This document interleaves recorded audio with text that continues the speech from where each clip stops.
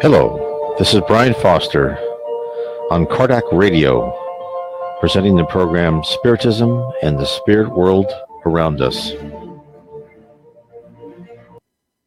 Hello on this Sunday night at 7 p.m. Eastern, 4 p.m. Pacific, all time zones around the world. We have listeners I know from Brazil, which is about 6 hours ahead of Pacific time. We have listeners coming in from Europe. It's around 9 hours ahead of Pacific time. We have listeners all throughout the world. Welcome, everybody. Again, it's March 4th on Sunday. We have on Kardec Radio a program every Sunday at this time. So we try to bring these regular programs to you on Kardec Radio. You can, and it's also, we are live streaming. You can actually see me if you want to. We are live streaming on the Kardec Radio Facebook page. So please sign on to Kardec Radio, Kardec Radio, and look that up, Facebook page, and you can click on that, and then you'll be notified. There's lots of live streaming from different people on all great spiritist attributes. Oh, I see a little Rosalind from Los Angeles and Emmanuel from Sacramento. Also, you can hear us on Kardec Radio. And Kardec Radio goes 24 hours a day on your Android or your Apple device, and you can on your App Store or your Play Store just look up Kardec Radio. It's free. You can listen to Spiritist programs 24 hours a day, all the time. I listen to it at night or whenever, and it's great. And we're on that live right now. So we are live on Facebook and we are live on Kardec Radio. So this program, this is exciting because now we are going to we've talked about my first book on All About. Is a series of 3 books with the Reverend Vale Owen about Spiritism and what he brought. And now we're going to talk about the second book. But first, where did this all start, right? It all started here, the Spirits book. If you're interested in Spiritism, this is the book I recommend you look at first. Now, it may not be for everybody, and I certainly have the Spiritist literature on my site, nwspiritism.com, and there's other Spiritist literature. But on the Spirits book, you can look up the name Allan Kardec, and in any search, like in Google or whatever, put in PDF, and all of his books you can get on PDF, so they won't cost you a thing. But here you can also, if you go to my site, nwspiritism.com, and you click on his picture in the top right, you'll go to the EDICEI bookstore, and I think the book is only like $9. So you can buy it on Amazon, of course, too. So what are we talking about? Now, we are going tonight to explore spirits and the spirit universe. So this is book 2 of Spiritism, the spirit world revealed to an Anglican vicar. So what I did, I took all of the messages from different spirits, the Reverend Vale Owen, and I categorized them into different buckets and categories. And in this book, book 2, I'm covering 5 communications that pertain to 5 main themes to the Reverend Vale Owen. 1 is spirit education, the lower levels of heaven. Number 2 is the spirit education in the higher levels of heaven. 3 is spirit attributes. Number 4 is power of spirits. And 5 is knowledge of the universe. And I also say universes because there are multiple universes out there. It's amazing, is it not? So imagine a fantasy world where if you apply yourself, you can travel from sphere to higher sphere, accumulating new attributes and powers after graduating from each level. Nothing could stop you, for there are no limits. Promotion is based solely on merit. Within each stage, your mind is fully engaged in comprehending the most extraordinary knowledge, all within an atmosphere of supportive and congenial friends. If this sounds like heaven to you, then you are correct. It is heaven. Heaven is not a lifetime of leisurely activities. It is an eternity of transformation. It is a career of service based upon love, in which increased love equates to increased power to help others and to create. From our level, and even the base level, of the spirits above us, the end game is unknown. Only the certainty of a path that extends beyond the horizons is fixed. The systems of colleges, the organization of the spheres, the amount of care, mentorship, and guiding hands of higher spirits are all spoken about in the communications from spirits to the Reverend G. Vale Owen.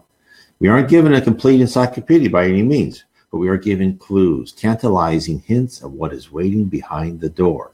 The pathway to our life after physical death isn't an ending. It is just the beginning of another challenge. Well, on one hand, what is revealed is fantastic. It is also expected. How else would heaven be organized? Spiritism tells us that the earth is a poor reflection of heaven. Therefore, think of any large corporation who desires its employees to be trained and to function at ever superior levels. Take the pettiness, the corruption, the politics, the games playing, and the jockeying for position out of the equation of any large organization, and you have an approximation of an organization that is built for success over the long run. Wouldn't that organization wish for each person to attain their optimal level, to have the freedom to produce in any field where they are the most enthralled? And wouldn't you want to be part of that? You can, and they can take everyone who qualifies. Once we get past the magical aspect of being a spirit, immortality, thought is action, and the other aspects which lay beyond our experience. The target and aim of heaven is logical and familiar. The objective is training and promoting spirits to position them for areas of responsibility. 4 words explain it all. We are in school. So think of your pastime as a student in school. How boring and commonplace it felt. Locked in a campus, watched over by administrators who didn't allow you to leave, and while you were inside waiting for the bell to ring so you could get one step closer to that last period. There was a whole world outside your little bubble, full of exciting challenges and momentous events, all which passed you by as you sat and listened. You couldn't wait to get out of there. Well, Spiritism presents to you the knowledge of how to set your own pace, to plan your own graduation from the campus of Earth.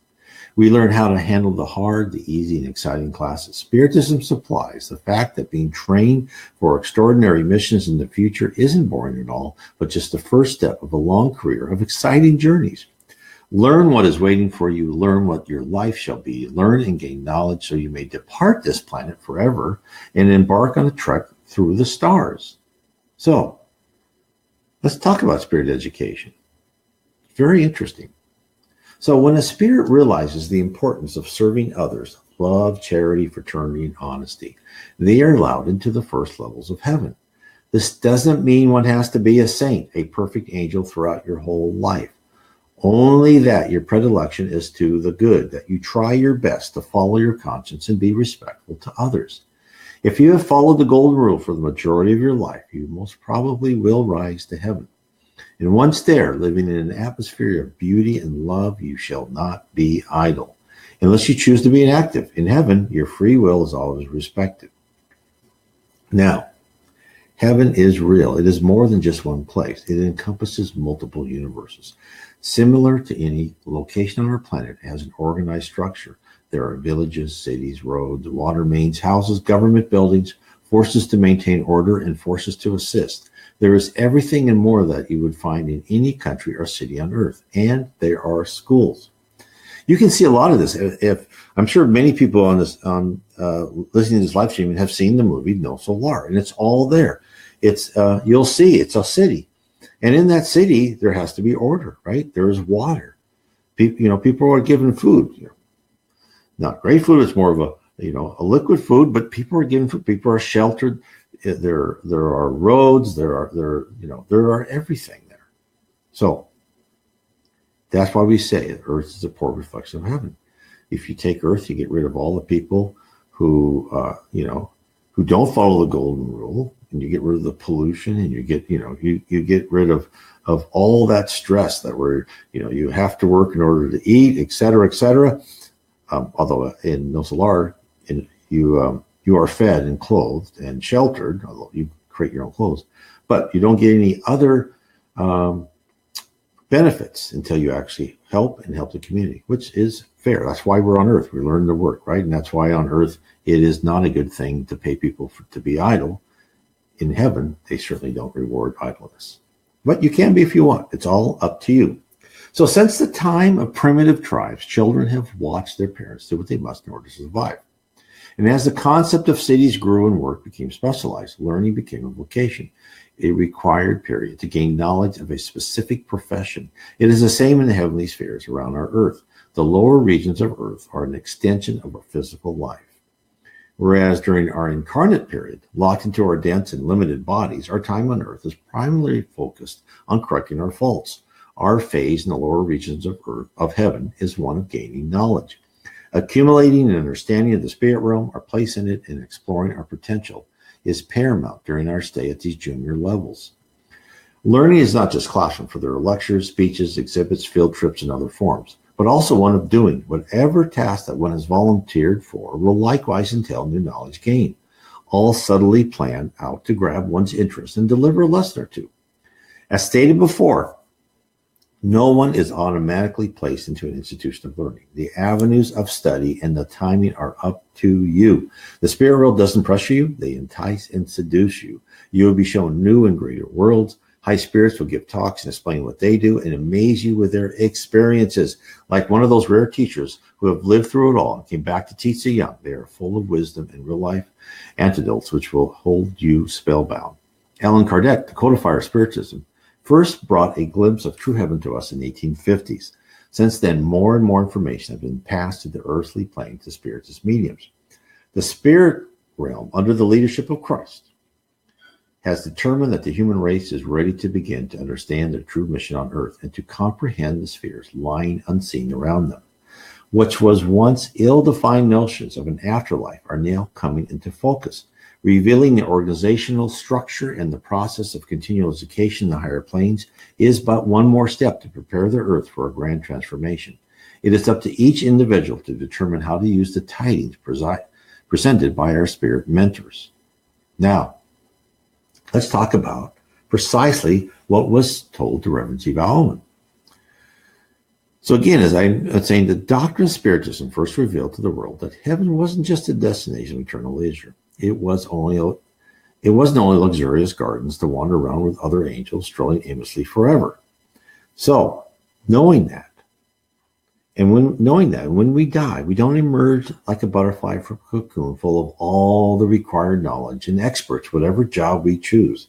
As on earth, we must go to school, learn, and become proficient in our intended profession. In Reverend Vale Owen's book, which is a collection of 4 of his books, Life Beyond the Veil, in the Lowlands of Heaven section, his mother, that was the first spirit he talked to, his mother enlightened us about a colony for the express purpose of music. She describes a series of buildings and towers on the shore of a lake. There were gardens and forests extended for miles around. The entire self-contained city was built for the express purpose of the manufacture of music and musical instruments, much like a university town whose sole reason for being is the college itself. She describes one great building. Now I'll quote, "One house, or college, for they are more like colleges than manufactories when I come to think of it, was devoted to the study of the best methods of conveying musical inspiration to those who had a talent for composition on earth. And another house gave attention rather to those who were clever at playing music, and others to singing, and still others made a special study of ecclesiastical music and other concert music, and others operatic composition, and so on." So, what did she tell us? So we aren't only being watched by our spirit mentors to assist us in our personal spiritual growth, but we are also being groomed to higher cultural elevations. As in any good school, students with special talents are encouraged and led to greater heights. And Vale Owen's mother next describes how the information is sent down to us. Now, also think about this before I go into the quote. Think about the Allan Kardec's book, the Book of Mediums, where he tells how the spirits communicate to us. That's something you may want to research. And you know, there are different types of mediums.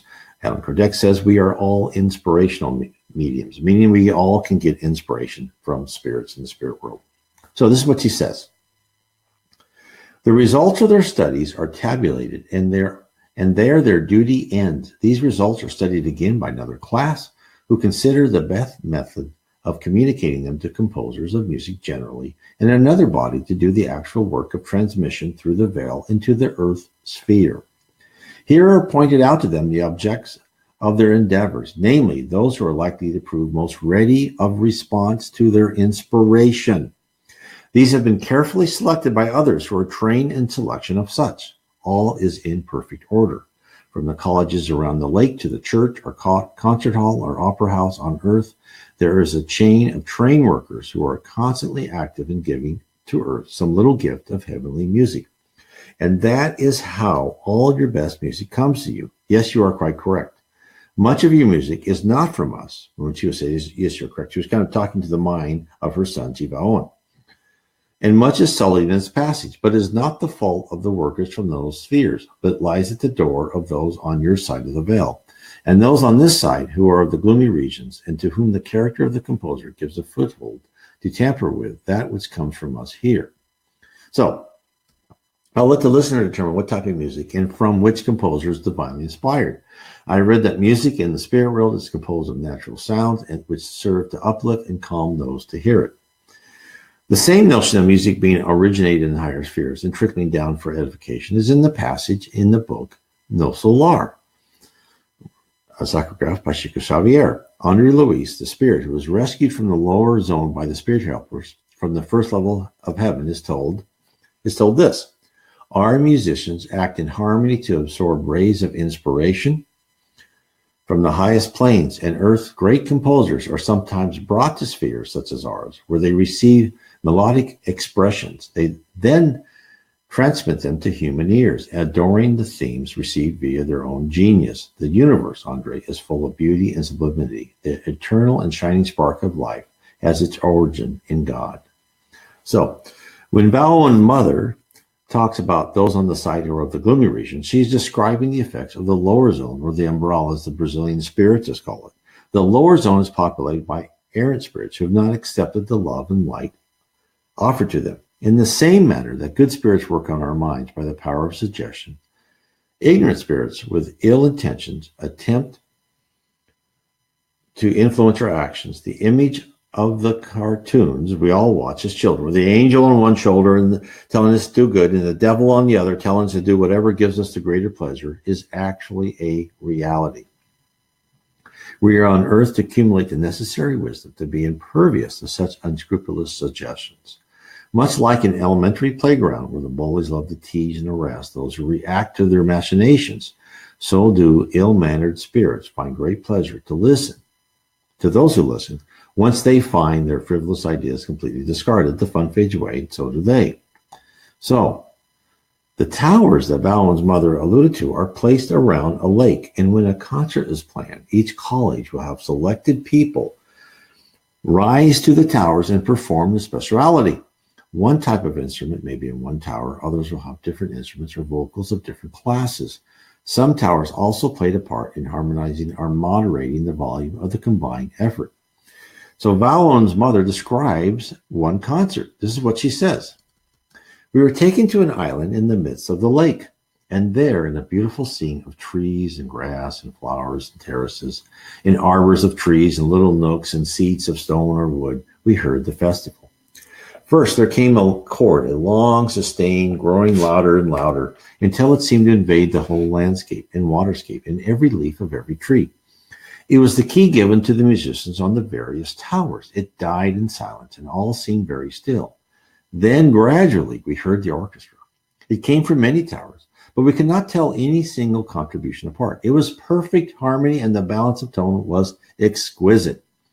Then the singers took up their part. The singers, I should say. It is of no use for me to try to describe this music of the heavenly spheres in earth language, but I may perhaps be able to give you some idea of the effect. Briefly, it made everything more lovely. Not only beautiful, but lovely too, for there is a difference in meaning of those two words as I use them here. All of our faces took on a more lovely hue and expression. The trees became deeper in color, and the atmosphere gradually grew into a vapor of tints like a rainbow. But the vapor did not obscure anything. It seemed to bring everything nearer together, rather. The water reflected the rainbow tints, and our clothing also became intensified in color. Moreover, the animals and birds about us also responded. One white bird I remember especially. Her beauty Beautiful milky white feathers gradually grew brighter, and when I saw her last, before she flew into a grove, she shone like gold, burnished and glowing, like a transparent light or fire. Then, as the mist slowly faded away, we all became, and everything became normal once again. But the effect remained, and if I could give it a name, I should say it was peace. So, many have described heaven as earth made perfect. We have been given a description of an immaculate musical experience.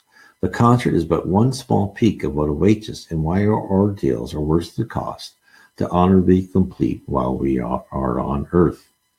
Now, G. Vale Owen's mother didn't just see a college of music. So she's still in one of the, I'm not sure which levels, probably one of the lower levels of heaven.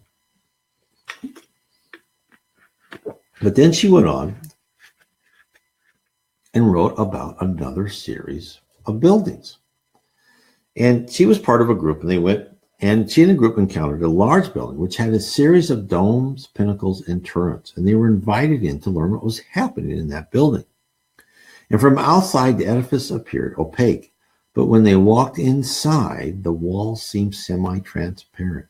And as they proceeded from hall to hall, they found that each was filled with a slightly different shade of a color theme. Each hall had a separate color with subtle changes of hues on the wall. So this was a college of colors. So we went from a college of music to a college of colors. This is what's wonderful, that when you go and you rise into heaven, you can decide what interests you, right? You don't have to, you're not going to force anything. You decide what you like to do. Now, this is how she describes some of the halls. This is very interesting. One of the great halls was the orange hall, and in it were all the tints of that primary, from the faintest of light gold to the deepest of deep orange. Another was the red hall, where hues were ambient all about us, from the faintest rose leaf pink to the deepest crimson of the rose or dahlia. Another, the most violet hall, was radiant with hues ranging from the most delicate heliotrope or amethyst to the dark, rich hue of the pansy. And now I must tell you that there were not only more, but several more of these halls devoted to those tints which you do not know, but which you call ultraviolet and the ultra red, and the most wonderful they are. So what is she telling us? Everything is studied and analyzed in the spirit domain. Learning never ceases. Imagine the scope of professions which can be found in the vast spirit universe. If you are a painter or a designer who loves to work with colors, just think of the expanded boundaries you will encounter when you return to the other side. The research is not only for beauty, but for more, as G. Vale Owen's mother tells us. This is what she says. You are wondering what purpose these buildings of crystal are put.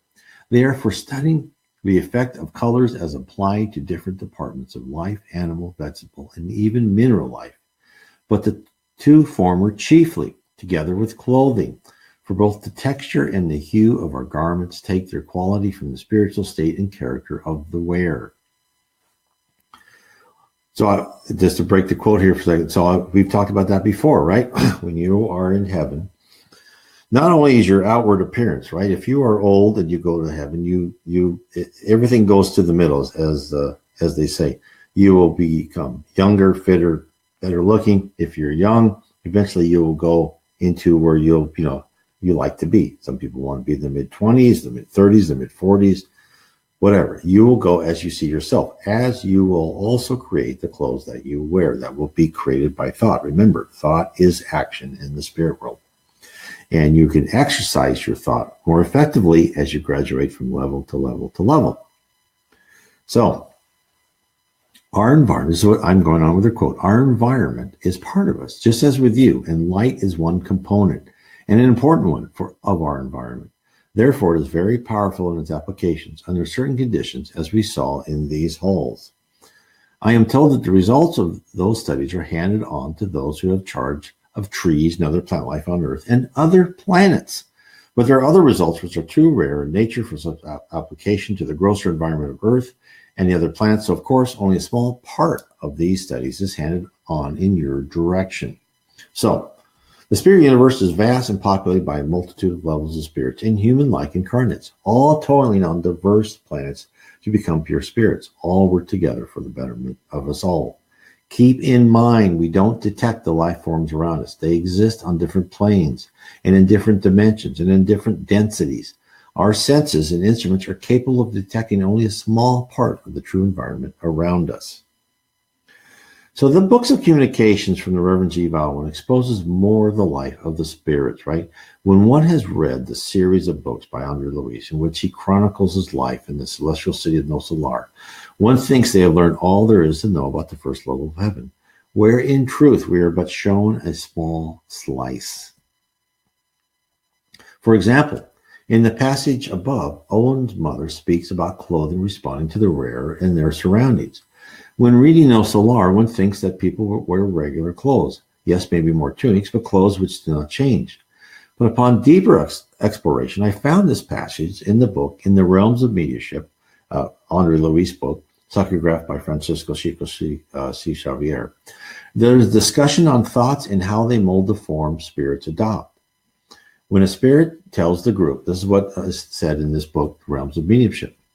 Art, as well as science, is much richer in our sphere than in the circle of incarnates. And through art, education is processed more efficiently as far as beauty and culture are concerned. Thus, as we cannot conceive of a dignified and noble earthly society composed solely of men and women in complete nudity, even with fine tattoos, it is necessary to remember that individuals in our community, despite having a vehicle prodigiously sculpted by mental powers, do not disparage fine clothing with which we express different emotions in distinct manners. So, from a book written in the 1920s, which never mentions the name Spiritism, but follows its precepts, to a book psychographed by Chico Xavier, which was instructed to always follow, the doctrine of Spiritism, written in 1955, we detect the same culture and the same manner of dress. Allan Kardec in the 1850s told us that the books the Spirit of Truth presented to us are just the beginning, and those like me who lament the lack of real knowledge about the spirit world and wish to know with certainty what awaits us, the entire universe is being laid out for us. I have spent so many years searching, not finding anything I could fit into my beliefs until way too late in life, I stumbled upon Spiritism. Probably not stumbled, I was guided. But for some reason, I was guided late in life, and I hope my next life I am guided much earlier instead of being so late. So, the amount of literature, which is an ongoing endeavor brought to us by many mediums, is a source of enlightenment and comfort to all. And I enjoy nothing more than finding another spiritist book ready and reading. And there's nothing more enjoyable about learning why we're here, what the spirit universe is like. And I just hope that more and more books get translated into English, because there's many books in Portuguese and in Spanish that have never been translated in English. So as Spiritism grows, more will finally be able to read about why we are here on earth and understand the need to balance their spiritual and material life. The Spirit Party with G. Vale Owen's mother left the buildings and began walking home through the trees. Now we're going to go back to the show. Now they're going to see a color show. And they could still see the domes over the top of the forest. And they noticed the domes change colors. Then they witnessed a light show. This is her description of the light show. Then the dome disappeared utterly. Our guide told us it was still there in the same place. But the disappearance was one of the feats they had managed to accomplish by combining certain elements of light from the various halls. Then above the dome in trees, the dome still being invisible, there appeared an enormous rose of pink, which slowly deepened into crimson, and all among its petals there were beautiful forms of children playing and men and women standing or walking and talking together, handsome, beautiful, and happy, and fawns and antelopes and birds, running or flitting or lying among the petals, whose shapes swelled like hills and mounds and landscapes. Over these swells ran children with the animals, playing very happily and prettily. And then it slowly faded away, and all was blank. We were shown several of these displays as we stood there. Imagine that. Imagine living in the spirit world in one of these heavenly spheres is to be part of a society that works together in harmony, where the opportunities to find your dream job are endless. It may not be the eternal leisure that many of us have envisioned. It is better. It is eternally interesting, eternally enlightening, and above all else, personally satisfying, a true Eden. The prerequisites for entry are simple. Live your life on earth in a fashion where love, charity, fraternity, and honesty is more important than temporary luxuries brought by fooling or taking advantage of others. Again, you don't have to be a saint. You just have to balance materialism and spiritualism. You don't have to stay on your knees reciting the same prayer over and over or hand over all your assets to some corrupt organization. You don't have to dress or eat a certain diet. You just have to live, try your best to live to the golden rule, and try to study Spiritism. Try to study, whatever you like. Understand that. Now, let's talk about the importance of love and wisdom in balance in the spirit world. And this is a very important concept here on earth too. What we are told is the universe is driven by love, but for love to have purpose and direction, wisdom is required. To attain wisdom, one must have experience, knowledge, compassion, and harmony within yourself.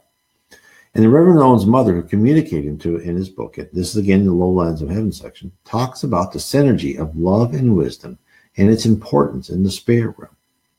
This is what she tells us. One of the things that's matter here is that due proportion be meted out between wisdom and love. These are not contrary, the one from the other, but are two great phases of one great principle.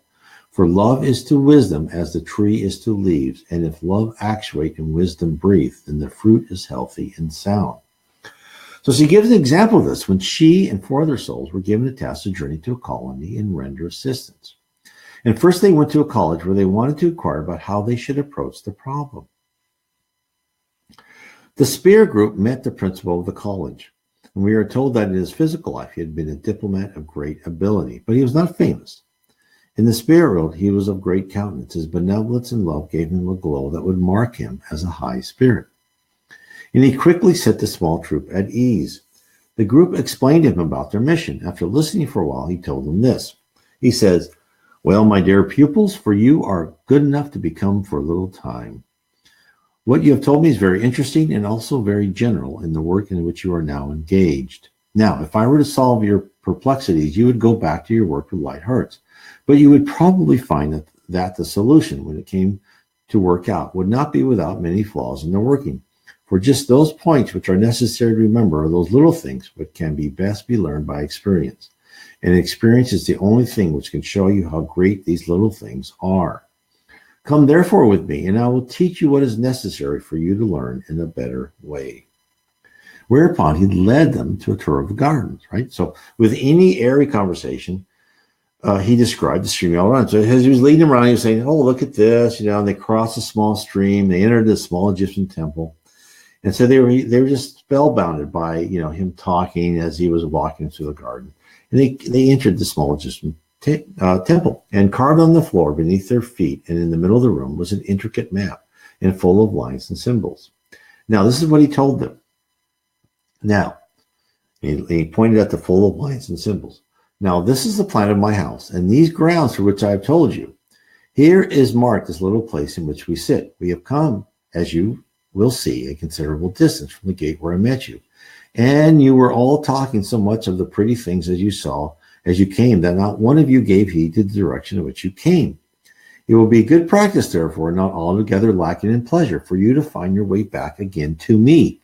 And when you arrive, I shall perhaps be able to give you some help by way of instruction on the difficulties you have stated to me."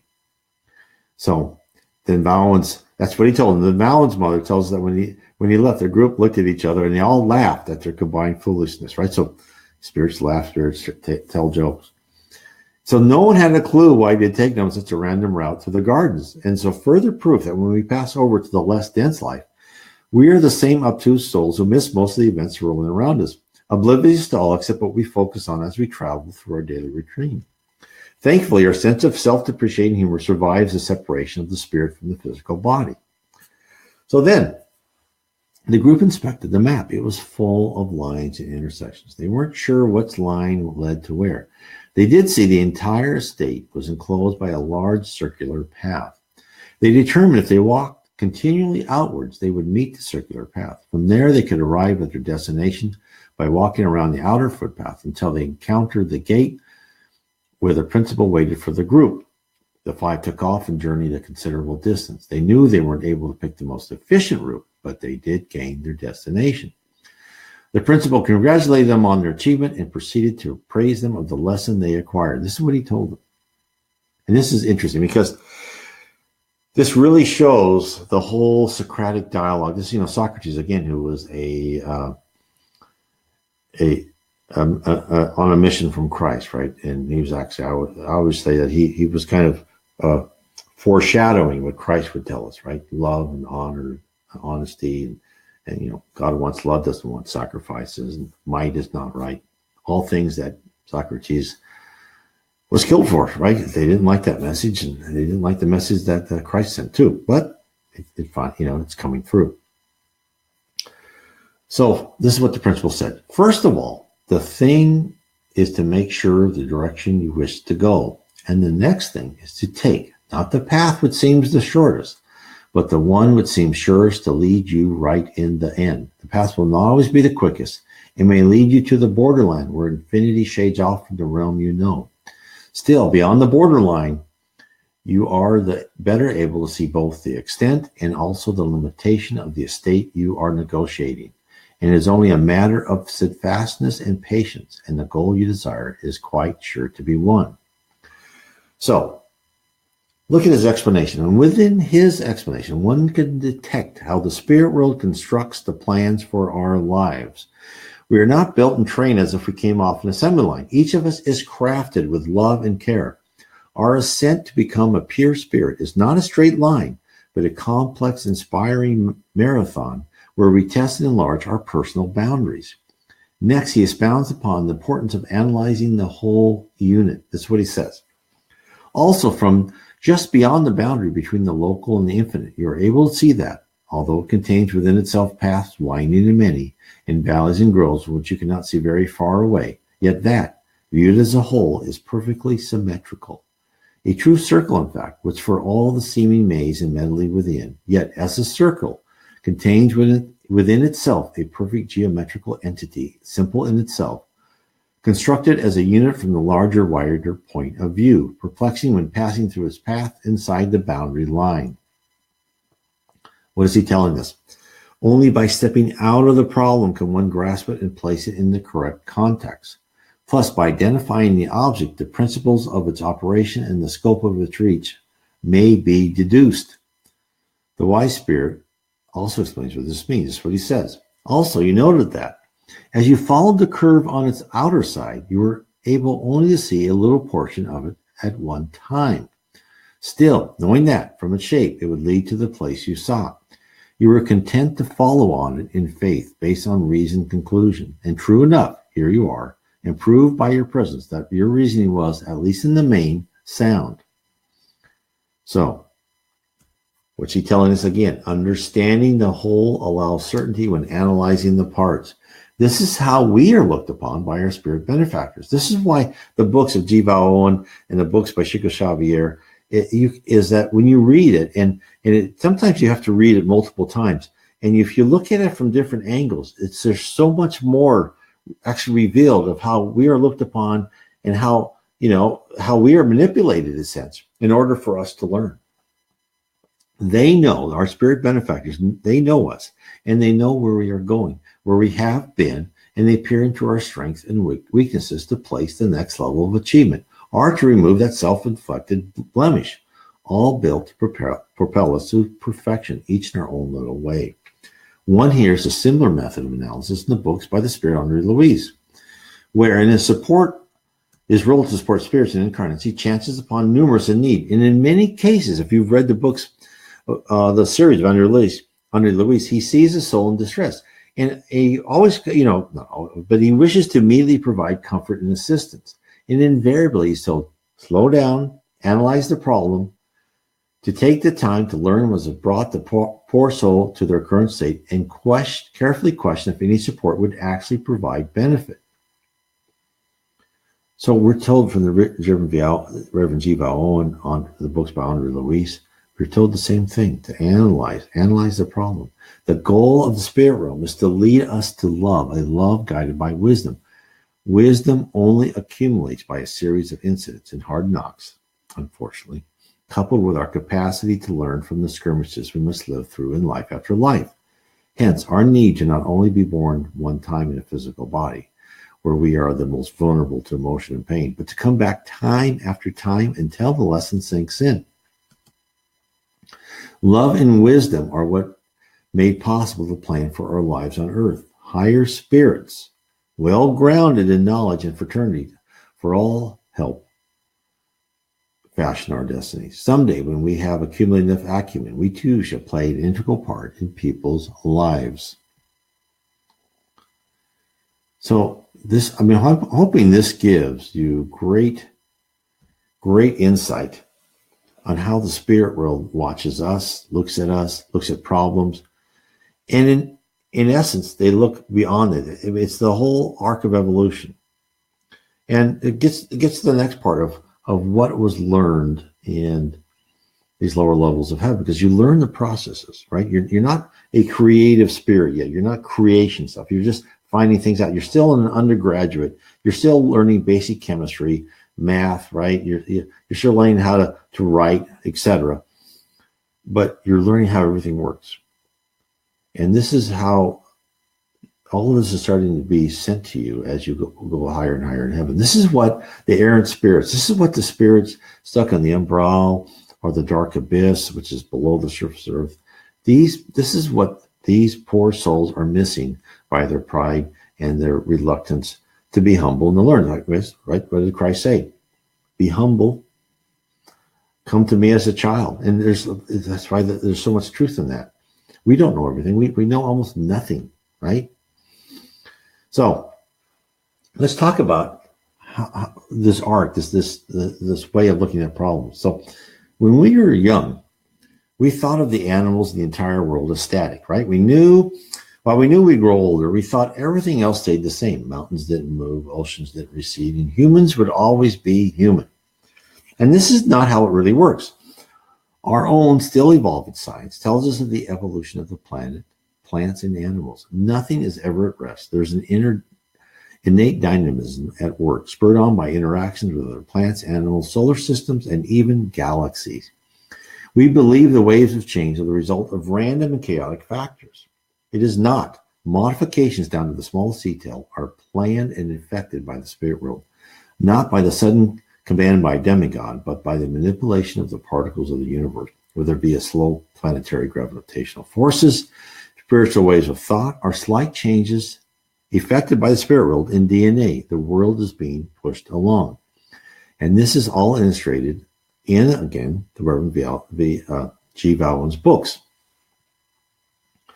And his mother describes to him, again, as she was walking around with her group, models of the earth. And she found while traveling with a group of spirits. And they happened into a large hall. And this is so interesting because who wouldn't love to be in this large hall? So it had representations of different planets. One of them was Earth. And the caretaker of the hall asked them if they'd like a demonstration. Whereupon the model of the Earth moved away from the wall and started to change. And as it approached the center of the space, it entered the blue mist and immediately on contact began to enlarge until it became a great sphere, glowing with its own light and floating in the blue space. So there was the Earth on the wall. Then the person said, okay, you want to really see this? And it moved into the center of the room. And so now she's describing it. It was exceedingly beautiful. Slowly, very slowly, it revolved on its axis, evidently in the same way the Earth does. And we were able to see the oceans and the continents. These were flat patterns like those on terrestrial globes used on Earth. But as it revolved, it began to assume a different aspect. The mountains and hills began to stand out, and the waters to sway and ripple. And presently we saw minute models of the cities and even details of the building. And still more detailed grew the model of the Earth until we could see the people themselves, first the crowds and at last individuals. This will be hard for you to understand that on a globe of some perhaps 80 to 100 feet in diameter, we are able to see individual men and animals. But that is part of the science of this institution, the enabling of these details being seen individually. Still more distinct were these wonderful scenes, and as the globe revolved, we saw men hurrying about the cities and working in the fields. We saw wide spaces of prairie and desert and forest, and the animals roaming in them. And as the globe slowly circled, we saw the oceans and seas, some placid and others tossing and roaring, and here and there a ship, and all the life of earth passed before our eyes. So the model just isn't an extremely complex simulation, but a representation of what was occurring on that exact moment on Earth. How is this accomplished? It is done by the constant transmission of every living being on Earth, of their exact location, thought, and actions. In the book, In the Realms of Mediumship, psychographed by Francisco Xavier, again, we are told we radiate detailed information. So think about this. You know, when you're young and your mother says, God sees all, and you go, oh, and then you grow up and go, oh, no one cares about what I do. Well, it's true, everything. And it's not just seeing what we're doing. Our thoughts, everything inside of us is continually transmitted. We have a transponder, and it fills the universal cloud, that great cloud up in the spiritual universe with everything we have. And that's why within NDEs, when people have near-death experiences, they can replay scenes of your life. And you always talk about someone in life, they see scenes of their life and they replayed. And not only do they see inside what they think, but they see inside what other people think. That's all possible because every piece of data is saved. This is what was said in the realms of mediumship. Through the sentiments that characterize their inner life, all individuals emit specific rays and live within the spiritual wave with which they identify themselves. Such truths cannot remain semi-hidden in our sanctuaries of faith. They radiate from the temples of science like mathematical equations. So, hence we all have unique identification. It's the same like as an RFID, right? A radio frequency identification chip, which is used to track packages and even help you check out goods from a store. They even have it now like on your passports, right? You don't even need to take a picture of your passport. They just have to put it by your reader. It is a chip with a low-level energy transmitters that attach to each individual good, so computer systems will instantly know the location, price, and description of the object. We are no different.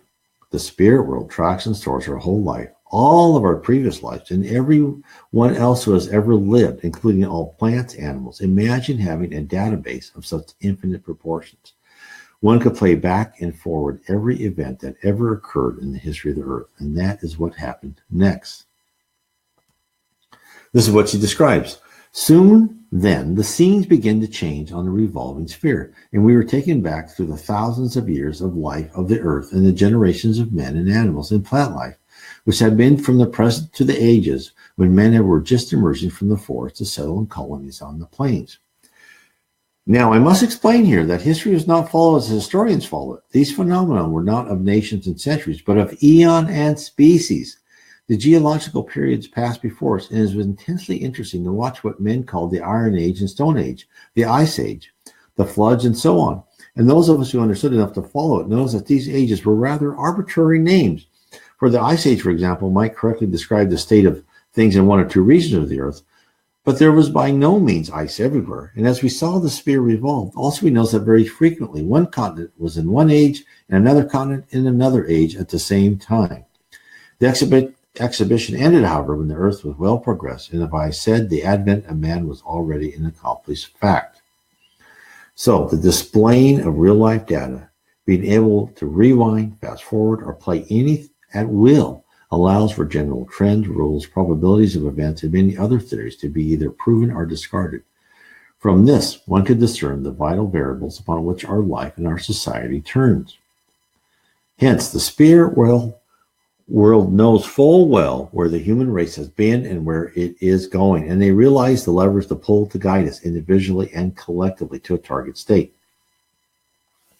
Not only on a macro level, but on a micro level, this parade of information can be utilized. The progression of a single cell could be traced up to a complex animal. Given the derived rules followed from the trip up through the evolutionary journey, modification could be made to the creature's DNA to determine the effects of the change in the environment around it. And we are told as such by Vale Owen's mother. And this is what she said. Then it was possible to bring over the living model a change so that it began to evolve backwards, or should I say evolve towards its simpler and primal state as a mammal. So they're looking at an animal. The whole structural history of the animal is shown in lifelike process. And often when the first period of its separate existence as a separate creature was reached, the process was reversed and it passed through different stages of development this time in the correct order and direction, until it became again as it is today. Also, it was possible for any student to take charge and continue to develop according to his own idea, and this not of the animal alone, but of the heavenly bodies, and also of nations and people, which are dealt with in another hall, specifically adapted to that study. So students are not directed to study for no purpose. At some higher level, graduates no longer toil in research, but engage in field work. The earth and all of its creatures are part of a grand design. While the methods to get you from point A to point B may vary, depending on the success or failures of previous adjustment, the end is never in doubt. We are given the chance to grow with the planet and to conform to the idealized form of the better human. Our blue ball in the heavenly sky is being transformed, and as such, we must individually educate ourselves and modify our behavior to become better souls, more loving, charitable, and honest creatures. And this modeling of the earth, I would recommend for everyone to understand how the spirit world has guided us on a macro level, on a historical level. Read the book by Chico Xavier, with the Spirit of Emmanuel, On the Way to the Light. And it is a fantastic book, and it tells you how the world has been guided from the very, primitive tribes all the way up to the modern, and talking about the effects, even in the book of World War II, where Emmanuel quite says that Europe will never be a power again. It is amazing. And in that book, I think it was around 1955, I forgot the exact date, they talk about the third, another meeting that's going to take place of the Council of Ascended Spirits. And later on, Chico Xavier said that meeting did take place in 1969 when man stepped on the moon, and they had another meeting, and they decided to give the Earth 50 years. And if we don't have a nuclear war in that time, we would be allowed to keep progressing. And also in that book, On the Way to the Light, it was said that in the past, Atlantis, Lemuria, other civilizations, he didn't say exactly who, other civilizations, human civilizations, were allowed to ascend, and they went up to a technical level where the level of technology was higher than their morality and spirituality, and then the spirit world crushed them back again. Kind of like in a small way of Rome, right? Rome, Jesus, as in that book, says that Jesus came to earth, and it was meant for everybody, but they said specifically they were trying to get the leaders of Rome to adopt Christianity, for they can become administrators and governors of a way of government that would be as a shining light on the hill, not as a power that wanted more slaves and money, right? They tried to transfer them into a more benevolent type of governing. That didn't work. The spirit world said, okay, let's start over again. We'll put you all out in the field. That's why we had the Dark Ages.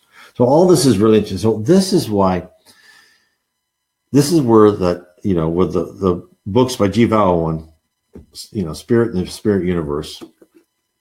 And this is why, these are supplemental and additive to the books by Chico Xavier and what is said in the books by Allan Kardec, right?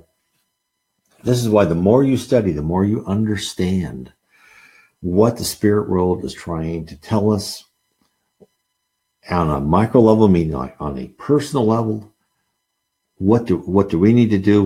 What do we need to know? And then you are given to understand more on a long arc, right? Millennia.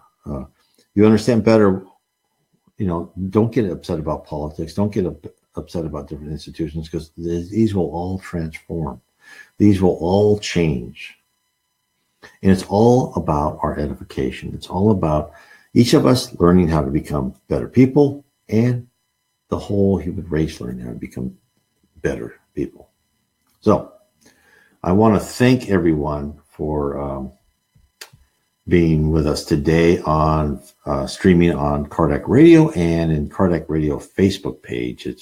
It's wonderful to have people here listening to our program. I want to encourage everyone to go to nwspiritism.com. I have many articles on Spiritism. You can look on the right-hand side. I have many books that will help you. I have books on Explore Your Destiny, all about the spirit world, the processes. I have books on reincarnation, the case for reincarnation. Many different angles and looking at where I take information from any spiritualist writer that I can find in English, and I'll put it into, categorize it and give it to that you can understand it. Now, that doesn't mean I don't recommend, and I certainly do recommend you trying to read everything else on your own and gather and get the information that you need, because each of us learns differently, right? And some people, I've talk to people, they say, oh, I love the spirits book. And other people say, I just couldn't get into it. And then I said, well, look at my book, Spiritism 101, The Third Revelation, and then, read Explore Your Destiny and other books. And so everything helps other people at different stages and at, different ways in their lives. Oh, thank you, Sol. So again, I want to put the end credits again. Please sign up to Kardec Radio Facebook page, and also put the Kardec Radio app on your iPhone or your Android device. And please visit nwspiritism.com. Also, I will post these videos on my Spiritism channel on YouTube. So I have NW Spiritism on YouTube, where I post these videos. You can always watch them later. I'm putting other videos on there too. Actually, I just finished a video, is Why Are Angels So Bright? And I'm trying to do, not only post these, hour-long videos, but I also want shorter videos that people can get into, and they can understand Spiritism in small packets. So again, those who are listening to this, please share this clip to other Facebook sites or other sites. Please spread the word of Spiritism. I believe that we are doing it to help people understand why they go through what they do in life. And I cannot say enough that Spiritism has made me a more calm, stress-less person, and it's been the best thing in my life. So I want to thank everybody for being here, and I just hope everyone has a great rest of their Sunday, and I will talk to you later. Many blessings. I'll put the end credits. I would like to thank everyone for listening to our program on Kardec Radio, and to point you in a direction to find more information about the spirit world around us. You can visit my blog at www.nwspiritism.com. Again, that is www.nw, as in Northwest, spiritism.com. And if you are ever in the Northwest, I certainly would welcome to have you come to our meeting on Bainbridge Island near Seattle in the state of Washington. Many blessings to all of you, and please continue to explore Spiritism and the spirit world around us.